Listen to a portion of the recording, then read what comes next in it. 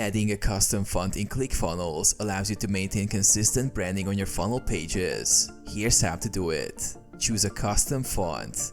Select the font you want to use. Free options are available on platforms like Google Fonts, or you can upload your own. Upload the font to a file host. If using a downloaded font, upload it to a hosting service to obtain a direct URL link to the font file. Open your funnel editor. Log into ClickFunnels and navigate to the specific funnel you want to edit. Click Edit Page to open the page editor. Add custom CSS. In the editor, click Settings and select Custom CSS. Use the following CSS code to define your custom font. Replace your custom font with the font name and your font file URL with the hosted font URL.